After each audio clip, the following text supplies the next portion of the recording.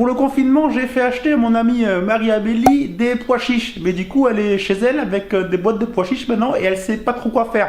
Bon ben allez, j'ai la solution. Aujourd'hui, on va faire une quiche végétarienne super gourmande et avec des pois chiches. Allez, c'est parti!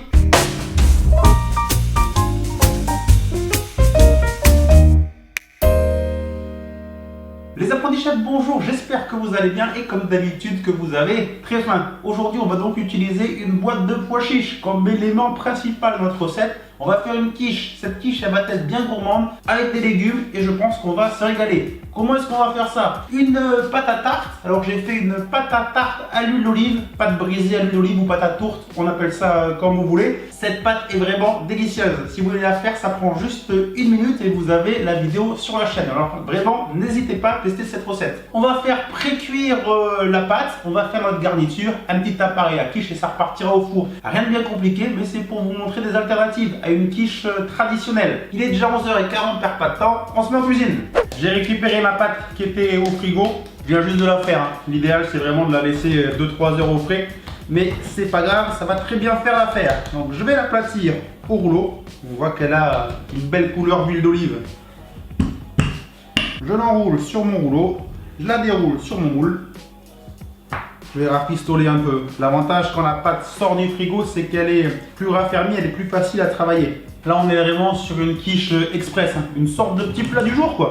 On va pas s'embêter, on n'est pas là pour faire dans le détail, on est là pour se régaler. Bon, j'ai rafistolé un peu, mais pour du fait maison, ça ira très bien. Avec une fourchette, je viens piquer. Pré-cuisson, ça part au four pour environ un quart d'heure à 180 degrés. On va vérifier que la pâte ne gonfle pas, sinon on vient faire des petits coups de fourchette. Allez, au four. Tout en surveillant la pré-cuisson de notre pâte, je passe à la garniture. Alors je commence par faire revenir les oignons et les poireaux dans le traditionnel filet d'huile d'olive. J'ai sorti le fond de tarte de la pré-cuisson.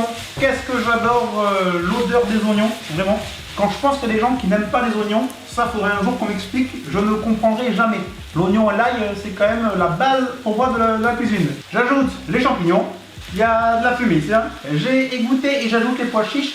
Vous pouvez garder un lot qui est à l'intérieur de votre bocal de pois chiches, ça s'appelle l'aquafaba. Avec ça, vous pouvez faire des mousses au chocolat. Je vous mets dans la description la vidéo que j'avais faite, des mousses au chocolat à l'aquafaba, complètement végétales. J'ajoute donc les pois chiches, assaisonnement, du sel, le poivre. Je savais pas trop quoi mettre comme épice ou comme herbe, on va rester simple. Piment d'Espelette, qui va très bien d'ailleurs avec les pois chiches, c'est le cumin. On verra ça sûrement dans une prochaine recette. Ma garniture est prête, j'en ai fait comme d'habitude beaucoup trop, mais ça c'est normal. On passe à l'appareil à quiche. Rien de plus simple. Dans un bol, je vais casser 4 œufs.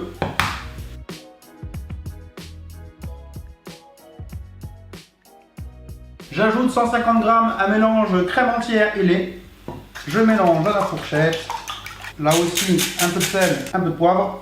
On passe à l'assemblage et ça repart au four. La garniture dans mon fond de tarte.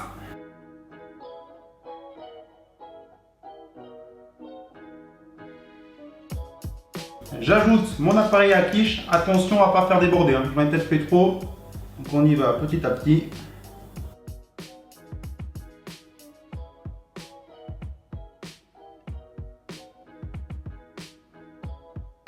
Le four est toujours chaud à 180 degrés. Allez, ça repart en cuisson pour environ une demi-heure. On surveille. Une demi-heure tout pile, je viens de sortir la tarte du four. Et ben voilà, c'est cuit, on va pouvoir passer à table. En tout cas, voilà une quiche différente, un peu particulière, qui va peut-être vous surprendre, mais en tout cas, visuellement, elle est très gourmande.